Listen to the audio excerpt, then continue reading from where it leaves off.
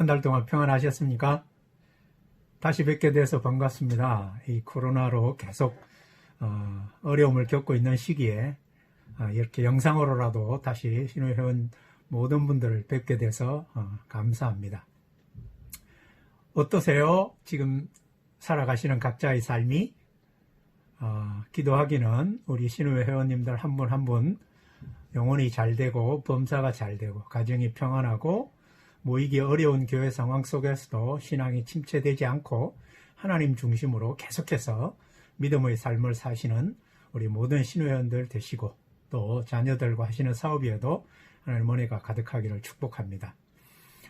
오늘은 이제 우리가 지난 시간에 이어서 사무엘상 28장 1절 2절 짧은 구절을 가지고 말씀을 나누도록 하겠습니다. 짧기 때문에 성경 본문을 제가 한번 읽겠습니다.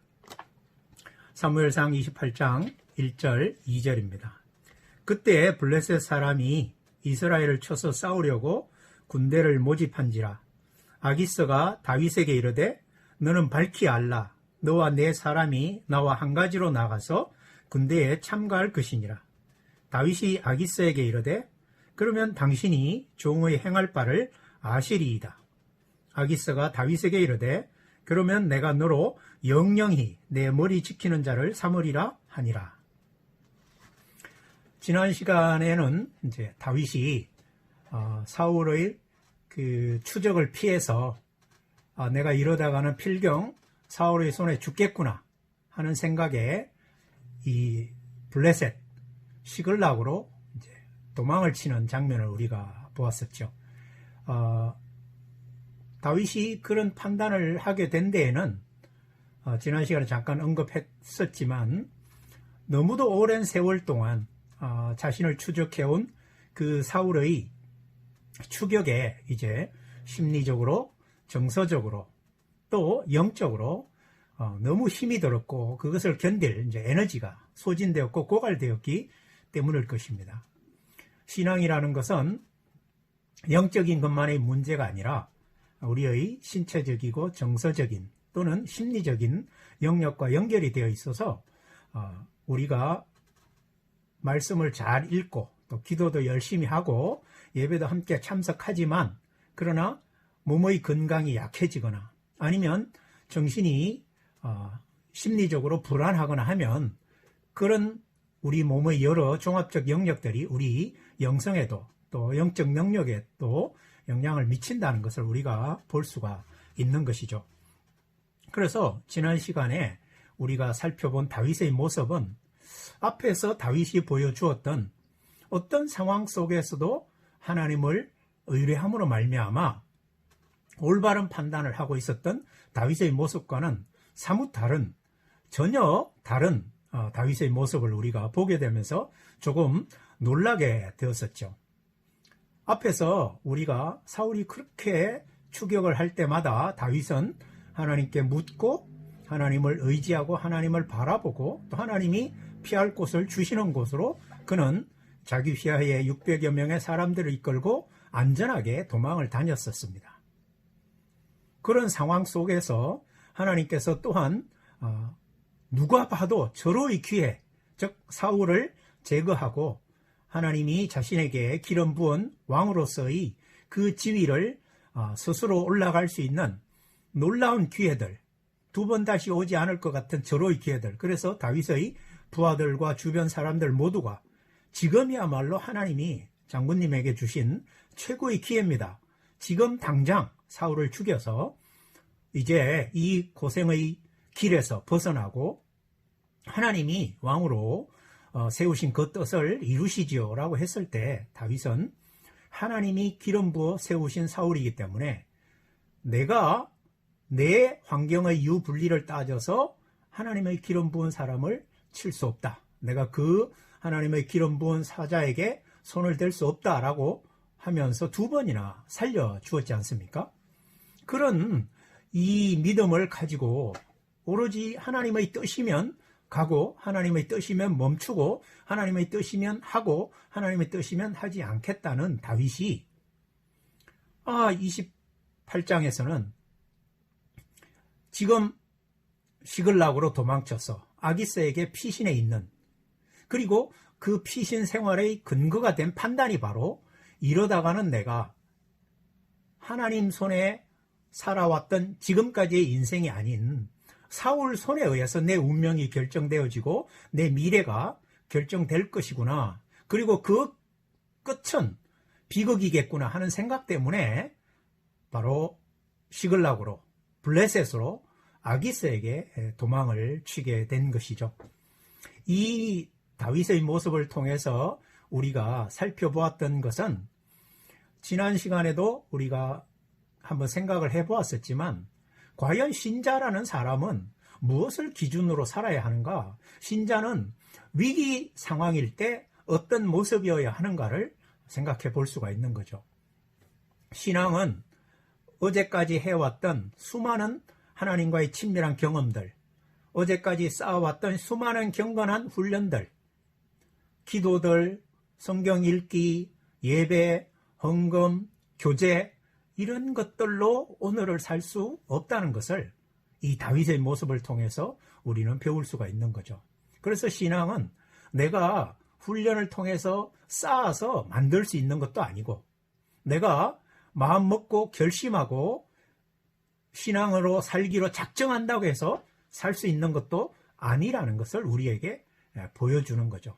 그만큼 신앙은 우리 편에서의 어떤 노력이나 우리 편에서의 어떤 행위에 의하여 그 신앙이 형성된다기보다는 하나님이 우리에게 베푸시는 은혜들을 기억하고 그 하나님을 기억할 때만 신앙은 능력을 발휘할 수 있다는 것이죠.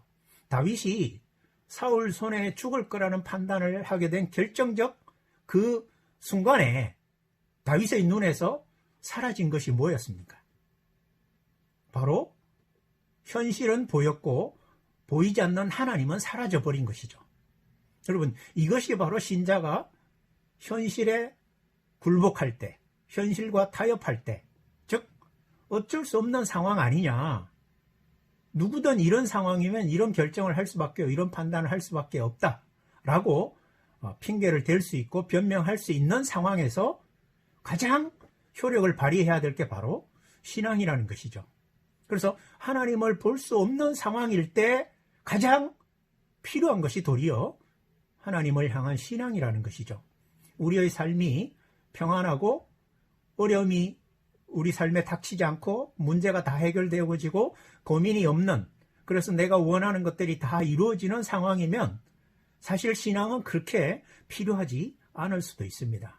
그러나 내가 원하는 것들이 이루어지지 않고 내가 바라는 것들이 채워지지 않으며 내가 아무리 노력해도 얻을 수 없는 그 현실로 내가 내동댕이 쳐질 때, 그때 정말 필요한 것이 뭐냐 하면 하나님에 대한 신앙이라는 거죠. 그래서 신앙이라는 것은 다윗이 처음 골리앗을 만났을 때 보여준 그런 모습이 신앙인 거죠. 여러분, 다윗이 오늘의 이 지위까지 오게 된 결정적 사건이 바로 골리앗을 만났던 사건 아닙니까? 그때 다윗은 그 골리앗과 맞설 때 어떤 믿음으로 나아갔었습니까? 골리앗이 가진 그 장대한 키, 어마어마한 힘, 어마어마한 무기, 그것들을 다윗은 전혀 보지 않았습니다.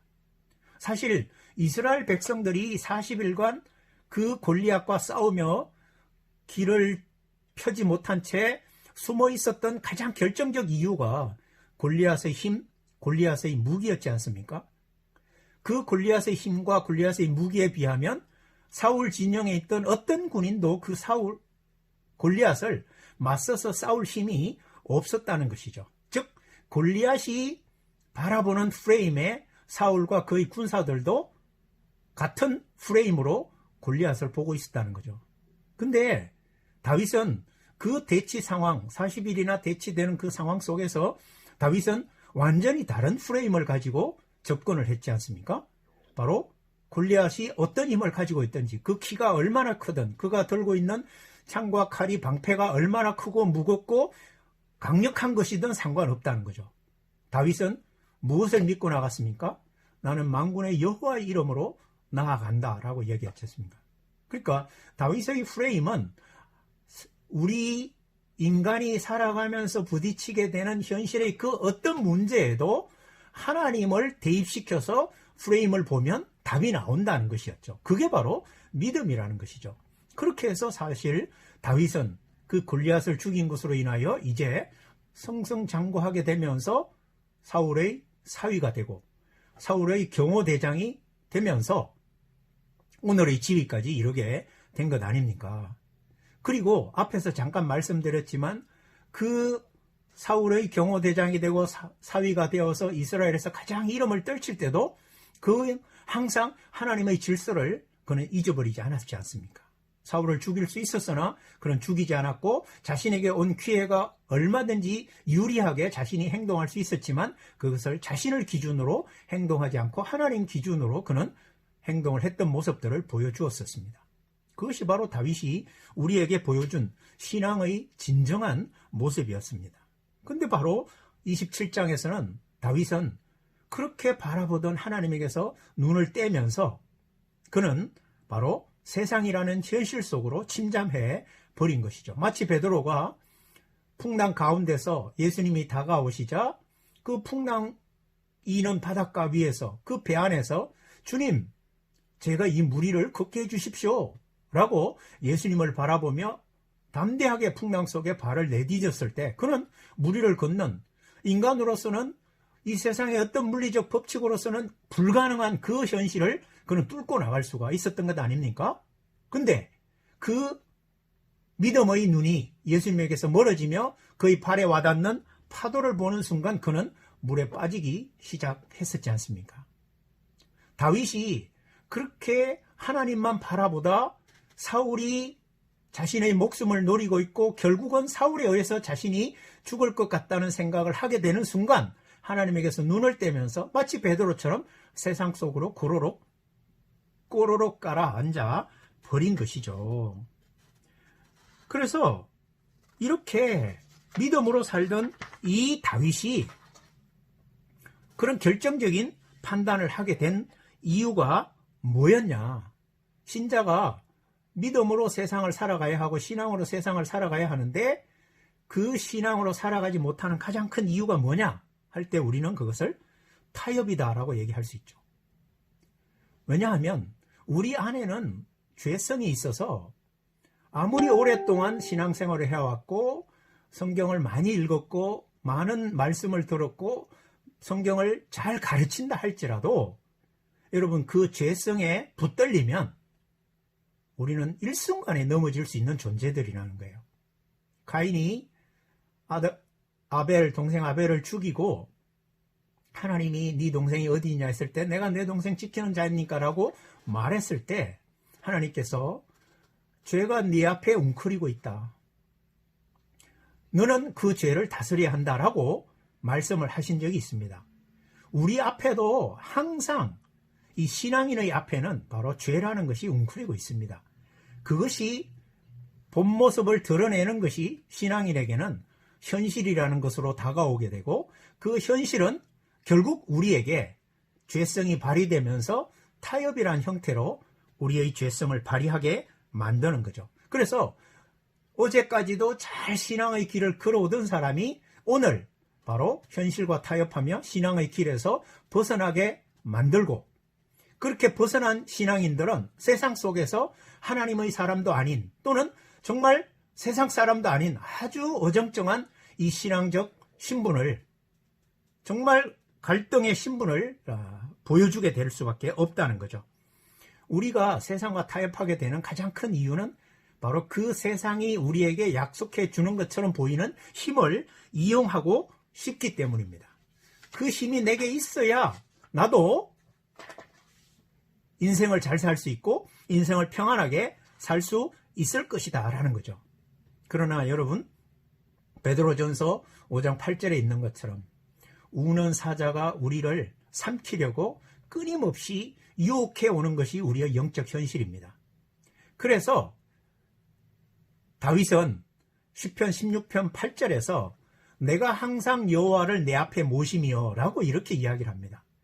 그래서 그는 여호와를 항상 내 앞에 모시고 있다는 이 고백을 통하여 어떤 상황 속에서도 흔들리지 않는다는 고백을 하고 있는데, 사실 이 시글락으로 가기로 결정한 이런 상황들, 인생에 자신이 도무지 피할 수 없었던 상황들 속에서 하나님을 놓치고 현실을 보았던 경험을 근거로 해서 그런 고백을 한 거죠.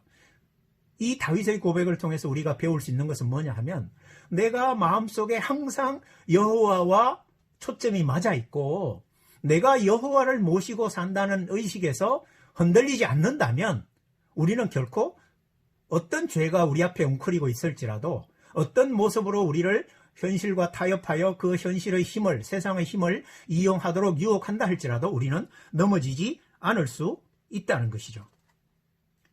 다윗이 바로 사울의 추격을 피해서 미래의 안전을 도모하기 위하여 현실의 위기를 시글락으로 가서 아기스에게 붙어서 삶으로 해결하려고 했을 때 어떤 어려움을 겪게 되는지 오늘 본문을 통해서 우리가 보게 되는 거죠.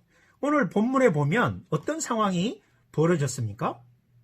블레셋 사람들이 이제 이스라엘을 쳐서 싸우려고 군대를 모집을 하게 됐죠.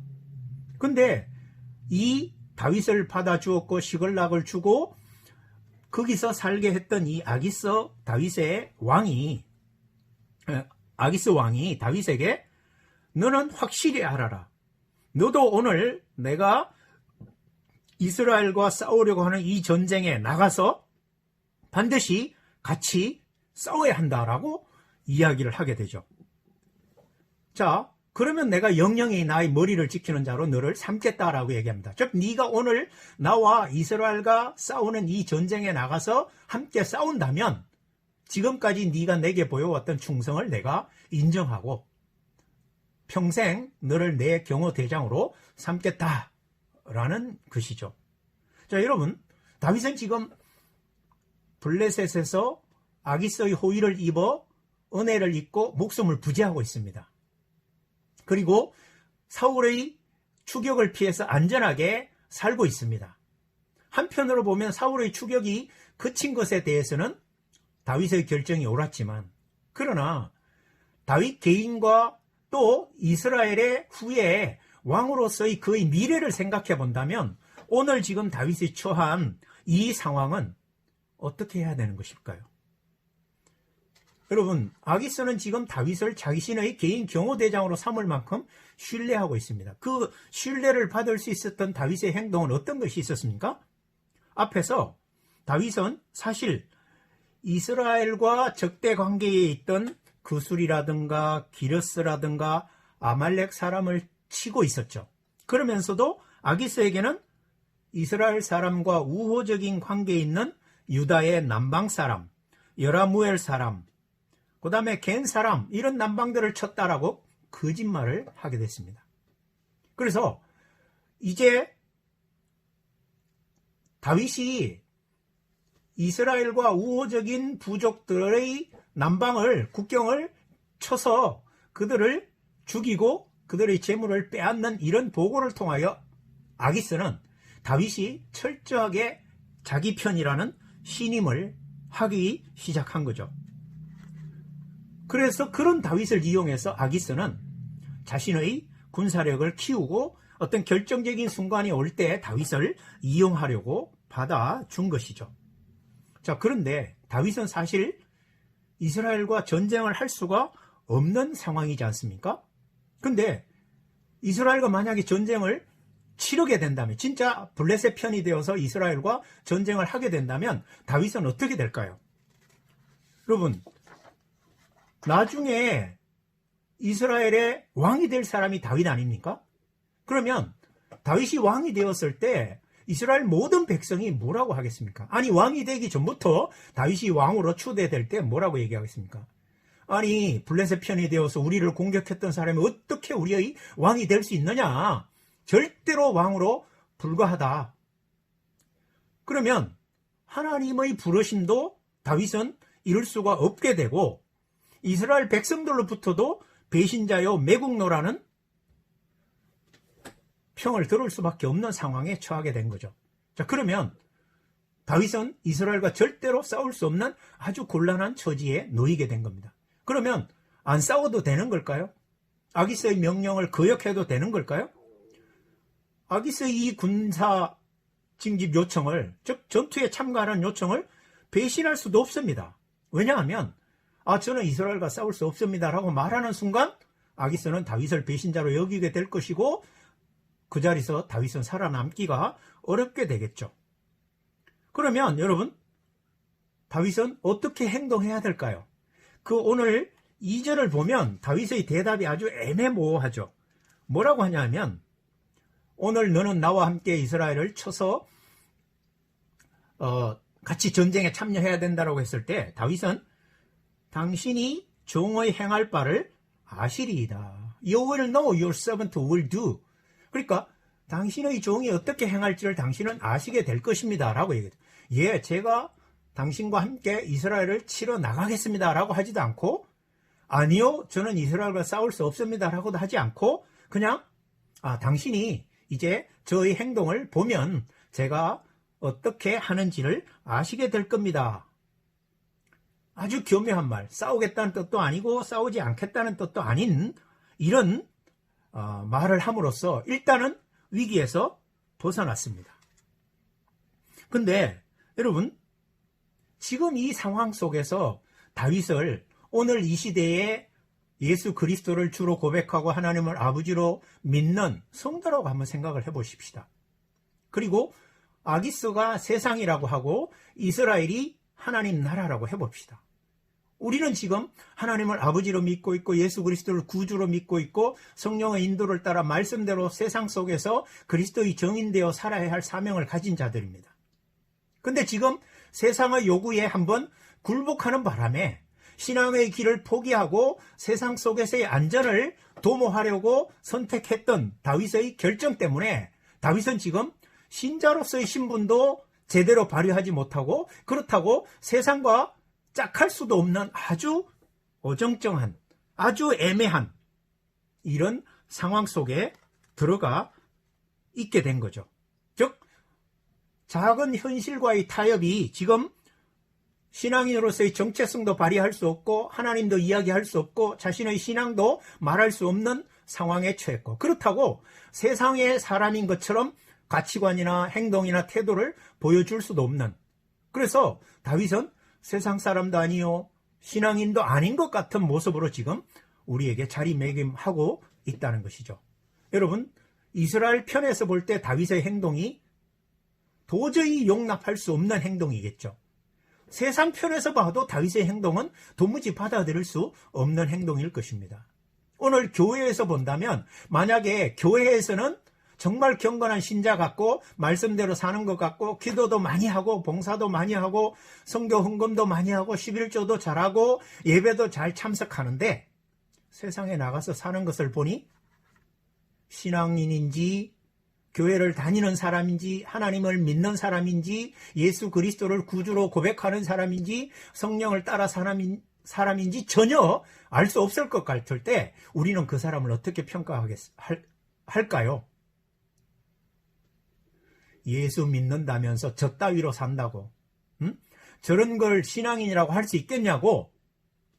교회 다니는 사람이, 예수 믿는 사람이 어떻게 저럴 수가 있냐라고 우리는 말하게 될 것입니다. 근데 세상 사람들이 보면 어떨까요? 교회도 다니고 예수도 믿는다고 하고 정말 하나님도 믿는다고 하는데 도대체 그 속에 하나님을 믿는지 예수를 믿는지 교회를 다니는지 그리고 그런 신앙이 그에게 어떤 영향을 끼치는지를 세상 사람들이 전혀 볼 수 없게 될 때 여러분 어떤 일이 벌어지겠습니까? 교회 다니면 뭐해? 저렇게 교회 다닐 거면 차라리 안 다니는 게 낫지 않아? 저러고도 신앙인이라고 말할 수 있겠어? 이런 여러분 평가를 받을 수밖에 없겠죠.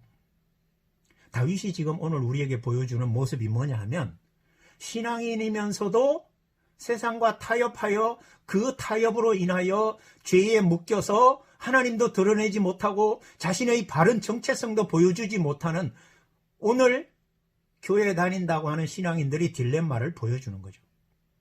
여러분, 어떠해야 할까요? 어떻게 해야 이런 모습에서 우리가 벗어날 수 있는 걸까요? 왜 이런 어려움에 빠지게 된 걸까요? 그것은 바로 다윗이 하나님보다 자신을 바라보았기 때문이라는 거예요. 모든 자신의 앞날을 자신이 미리 생각하고 자신의 관점으로, 자신의 경험으로, 자신의 판단으로 내 인생은 이렇게 될 것이고 내 인생은 앞으로 이런 길로 갈 것이기 때문에 그 길에서 닥치게 될 정말 빠져나올 수 없는 어려움에 처하지 않으려면 지금 내가 이렇게 행동해야겠다라는 소위 가장 지혜로운 처세술, 가장 지혜로운 선택을 한 결과 때문이라는 거죠. 그 바람에 다윗은 여러분 오늘 이스라엘 편에서도 인정받을 수 없고 블레셋 편에서도 인정받을 수 없는 아주 세상 사람도 아니요 신앙인도 아닌 것 같은 모습의 사람으로 자리매김을 하고 있는 거죠. 결국 우리 신앙인들이 신앙의 길에서 벗어나게 만드는 가장 큰 요소는 우리 안에 있는 이 죄성을 다스리지 못할 때 그 죄가 세상의 힘에 굴복하게 만들고 그 세상의 힘을 이용하는 것이 바른 삶이요 지혜로운 삶이요 세상 사람들 앞에서도 인정받을 것 같은 삶이라는 판단 때문에 그런 타협을 했을 때 우리는 다윗처럼 신앙인도 아닌 세상 사람도 아닌 하나님도 환영해주지 않고 세상도 환영해주지 않는 사람으로서 자리매김할 수밖에 없다는 거죠. 여러분 세상은 우리 보고 지혜로운 사람이 되라, 현실적인 사람이 되라, 당신에게 유리한 판단과 결정을 하는 사람이 되라, 그리고 처세술의 대가가 되라 라고 우리에게 이야기하죠. 그러나 여러분 하나님은 우리에게 무엇을 요구합니까? 성경은 우리에게 무엇을 요구합니까? 현실이 어떻든 세상이 어떻든 우리는 믿음으로 살아야 합니다 라는 거죠. 근데 세상은 믿음으로 살기보다 세상과 타협하여 살아야만 힘을 얻을 수 있고 관계도 좋아지고 성진도 할 수 있고 우리가 원하는 것들을 얻을 수 있기 때문에 믿음만 갖고 살 수는 없다라고 얘기하죠. 다윗이 바로 아기스에게로 가기로 선택하는 그 순간이야말로 가장 현실적인 선택이었고 가장 최적의 선택이라고 생각했을지 모르지만 그러나 오늘 여러분 다윗은 어떤 모습으로 우리 앞에 등장합니까? 이 다윗의 모습이 곧 어쩌면 이 시대의 신앙인으로 정말 잘 살아가는 것 같지만 내 안에 있는 나의 연약함이 나를 무너지게 할 때 현실 속에서 우리가 보여주는 모습이 아닐까 생각합니다. 어쩌면 어쩔 수 없지 않냐. 나도 세상 사람이고 신앙인이긴 하지만 그러나 현실을 무시할 수 없는 사람으로서 어쩔 수 없이 이렇게 선택할 수밖에 없지 않냐라고 생각할 수도 있겠죠. 그러나 여러분 하나님은 어떤 상황, 어떤 조건 하에서도 하나님 편이 되기를 원하시고 하나님을 선택하기를 원하십니다. 그 사람을 바로 하나님은 신앙인으로 인정하신다는 거죠. 우리는 때로 이런 죄는 무겁고 이런 죄는 가볍다라는 생각을 할 수가 있죠. 그렇기 때문에 이 정도는 내가 선택하고 결정하고 행동해도 하나님께는 용납이 될 수 있을 거라는 생각을 한다는 거죠. 그러나 여러분 죄라는 것은 큰 죄, 작은 죄가 있을 수가 없습니다.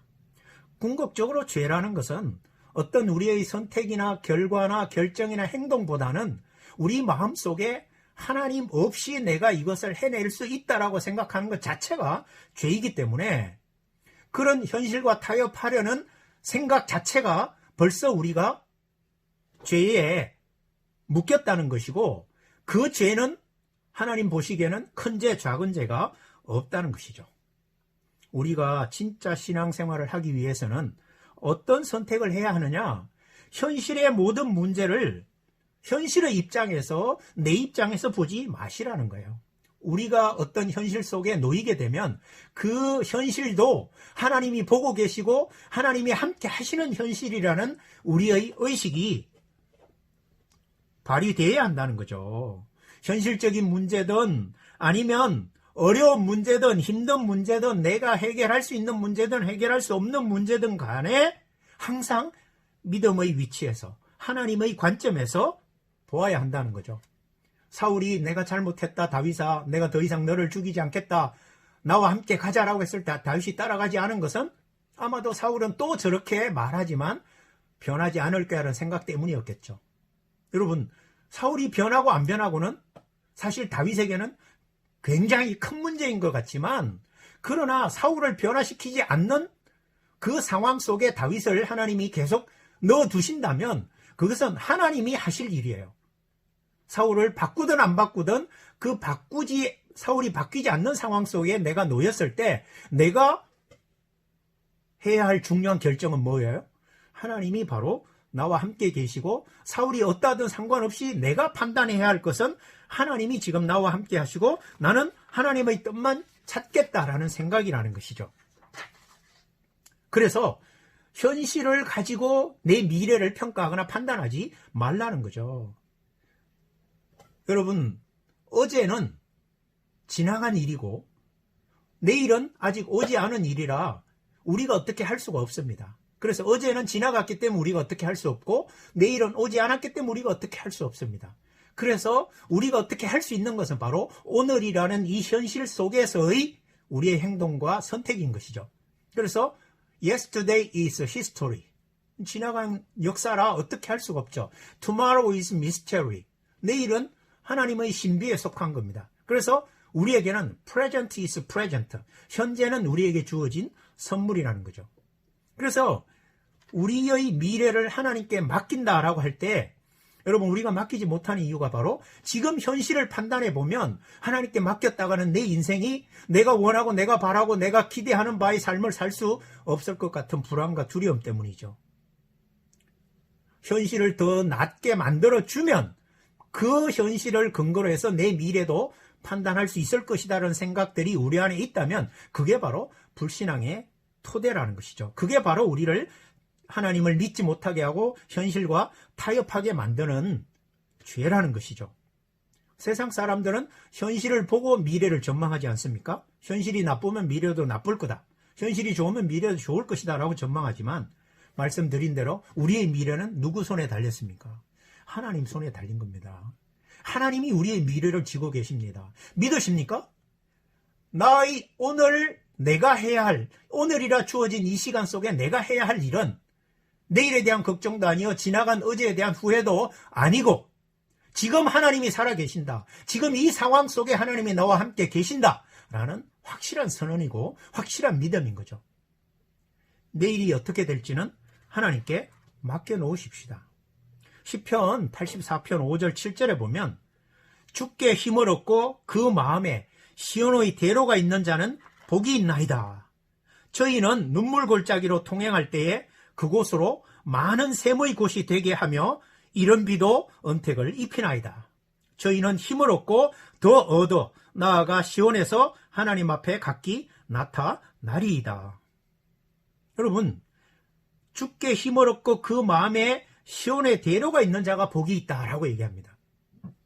현실의 무게, 현실의 어려움, 현실의 두려움, 현실의 불안에서 힘을 빼앗기는 자가 아니라 현실이 어떠하든지 간에 상관없이 주님으로부터 힘을 얻고 그 마음속에 시온의 대로가 있는 자, 그 사람이 복이 있다.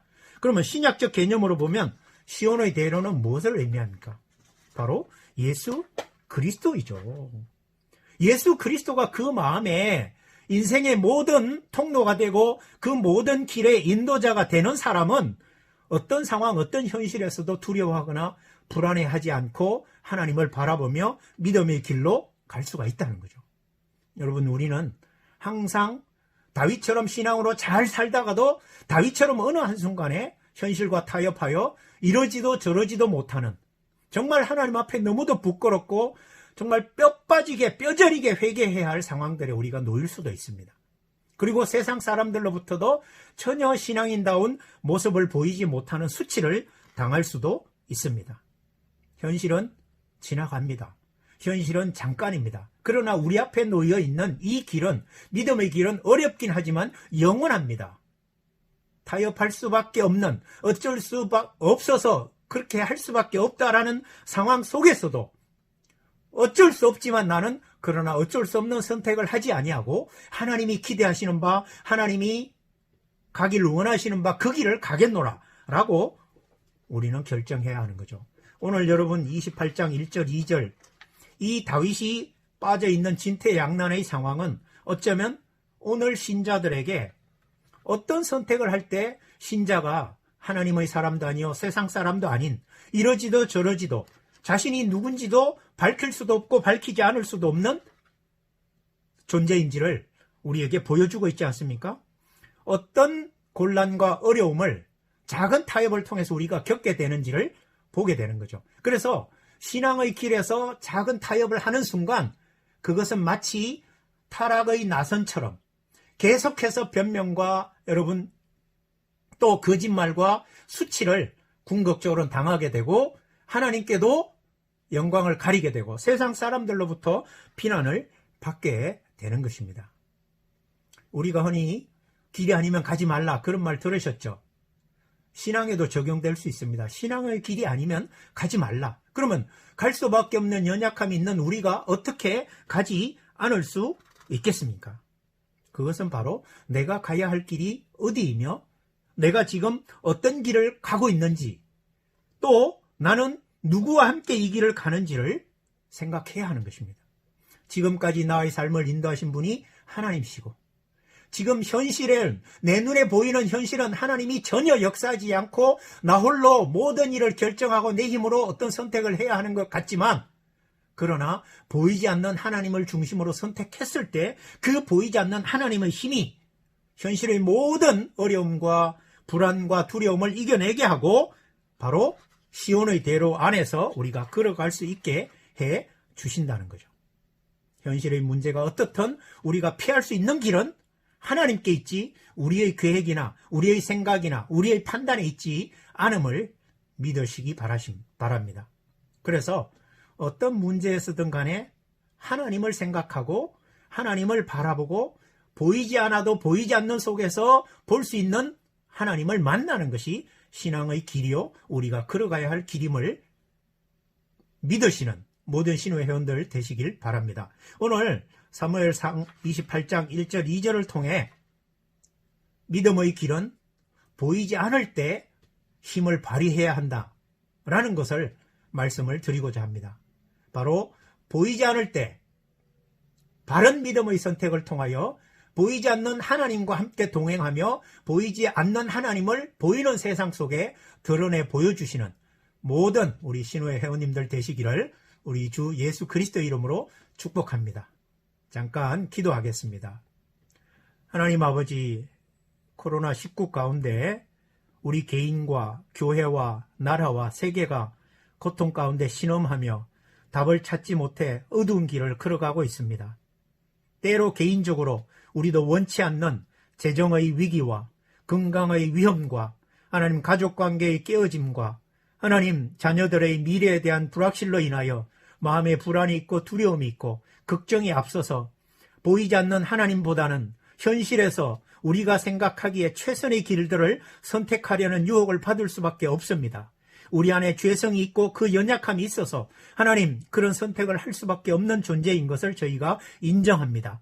그럼에도 불구하고 하나님이여 지금까지 우리와 함께 하셨던 하나님, 지금도 함께 하시는 하나님, 앞으로도 영원히 함께 하실 하나님을 기억하고 보이지 않는 상황 속에서도 보이지 않는 그 하나님을 선택함으로 말미암아 보이는 상황 속에서 우리가 선택할 수 있는 모든 선택지들이 하나님이여 휴지 조각이요 우리가 버려야 할 것들을 알게 하시고 그리하여 진정으로 보는 것으로 살아가는 세상 속에 보이지 않는 하나님과 하나님 나라를 보여주는 모든 믿음의 신우회원들 다 되도록 인도하여 주시고 축복하여 주시옵소서. 가정이 잘되게 하시고 건강이 회복되게 하시고 자녀들이 형통하게 하시고 사업이 형통한 역사가 있도록 은혜를 더하여 주시옵소서.